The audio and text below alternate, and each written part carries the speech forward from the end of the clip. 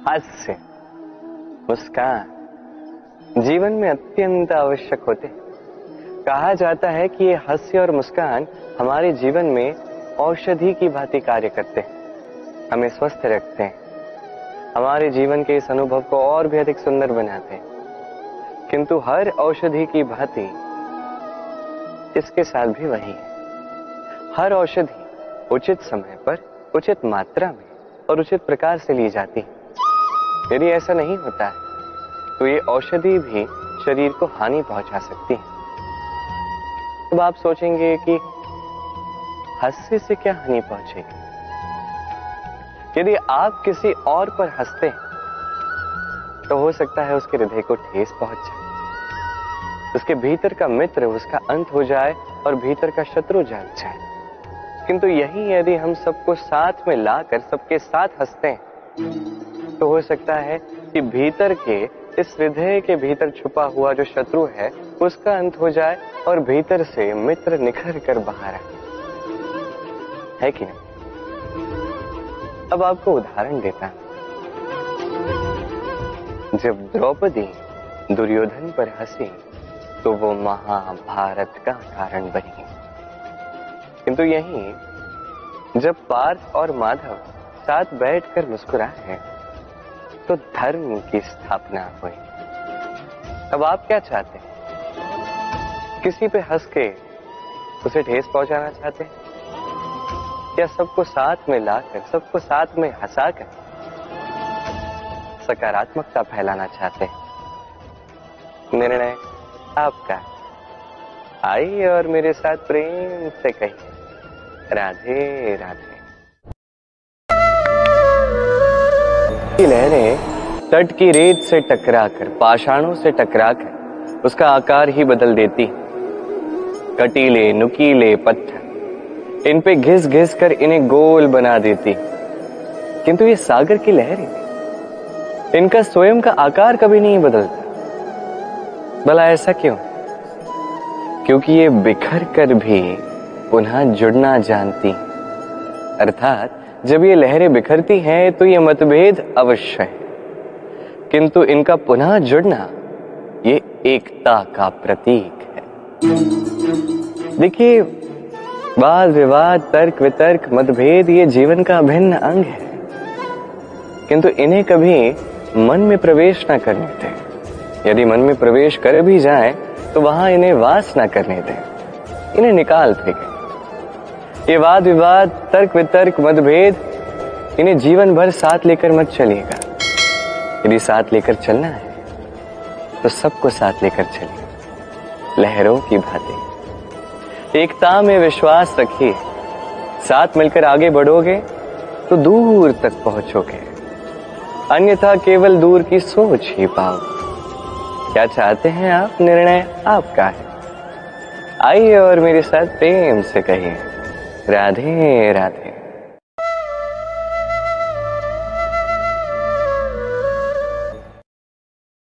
आज हम बात करेंगे श्रेष्ठता की। दोस्तों, श्रेष्ठता की भावना को समझने के लिए एक कहानी सुनते हैं। ठंड के मौसम में कुछ बंदर ठिठुर रहे थे। तभी उन्हें एक जुगनू मिला। जुगनू से रोशनी आ रही थी, जैसे वो कोई उड़ता हुआ अंगारा हो। बंदरों ने जुगनू को पकड़कर सूखी लकड़ियों पर रखा और सब मिलकर उसे फूंकने लगे। शायद किसी गांव में इंसानों को देखा होगा छोटी सी चिंगारी को फूंक कर आग बनाते हुए। उन्होंने भी आग लगाने का प्रयास शुरू कर दिया। कुछ ही देर में जुगनू मर गया। उससे आ रहा प्रकाश बुझ गया। बंदरों ने दूसरे जुगनू को पकड़ लिया और फिर से फूंकना शुरू कर दिया। पास के पेड़ पर एक सयानी चिड़िया बैठी थी। बंदरों की मशक्कत देखकर चिड़िया ने बंदरों से कहा कि आप बेकार मेहनत कर रहे हैं, ये जुगनू है, चिंगारी नहीं। देखा नहीं मुझे जुगनू को खाते हुए? अगर ये आग होती तो मैं जल जाती। तुम सब बेकार मेहनत कर रहे हो। हम विचार करेंगे तो तुरंत जान पाएंगे कि हमारी भी आधी जिंदगी ऐसे ही कई प्रयासों में बीत जाती है। कोई आईने में अपना मुख देखकर अभिनेता बनने निकल पड़ता है। जीवन बीत जाता है मगर सफलता नहीं मिलती। कोई व्यवसाय करने का स्वप्न लेकर जीता है, नौकरी नहीं करता और दरिद्र रह जाता है। कोई जुए में लाखों जीतने का स्वप्न लेकर चलता रहता है और जीवन नष्ट कर देता है। क्या हम सब आग की आशा में किसी ना किसी जुगनू को नहीं फूंक रहे?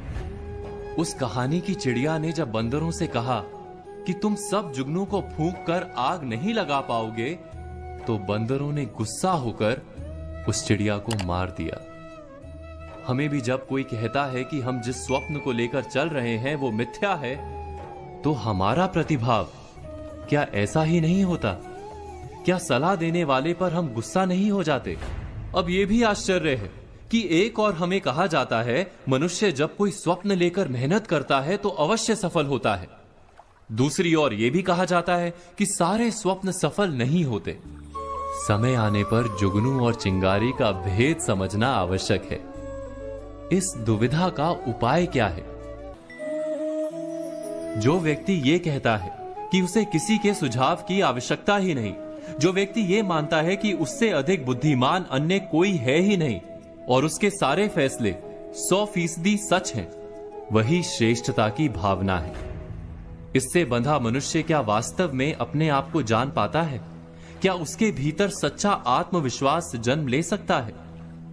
कहानी के बंदरों ने चिड़िया को मारते हुए यही कहा था कि हम इतने बड़े और विशाल हैं, इतने ताकतवर हैं, हमें तुम्हारी सलाह की कोई आवश्यकता ही नहीं। इस मिथ्या भावना के कारण वो बंदर आज भी जुगनू को फूंक मारकर आग जलाने की कोशिश में ठिठुर रहे हैं। हम में से अधिकतर लोगों को पुस्तकें पढ़ना अच्छा लगता है। कई सारे लोग भिन्न भिन्न प्रकार की कथाएं पढ़ते हैं। अब पढ़ते पढ़ते बीच में एक ऐसा अध्याय अवश्य आता है जो हमारे हृदय को तोड़ देता है। हमें पीड़ा का अनुभव होता है, तब भी हम वो कथा अंत तक पढ़ते हैं। तभी तो हमें ज्ञात होता है कि वो पीड़ादायक अध्याय क्यों था, उससे क्या सीख मिली और हम लक्ष्य तक भी पहुंचते हैं। किंतु यदि उस पीड़ादायक अध्याय पे ही आप रुक गए, आपने कहा कि मैं और नहीं पढ़ सकता, तो आपको ज्ञात भी नहीं होगा कि आगे क्या होने वाला है। ये मन पीड़ा से भर जाता है, प्रश्न आते रहते हैं जिनका उत्तर नहीं मिलता है, लक्ष्य भी समझ नहीं आता।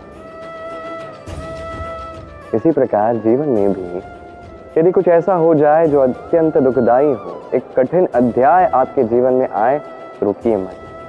वो बस आपकी कथा का एक कठिन पीड़ादायक अध्याय है। अंत तक इस कथा को निभाइए, कर्म करते जाइए। आपको ज्ञात हो जाएगा कि ये कठिन परिस्थिति आपके जीवन में क्यों आए। आपको सीख प्राप्त होगी और लक्ष्य प्राप्ति भी। आइए और मेरे साथ प्रेम से कहिए, राधे राधे।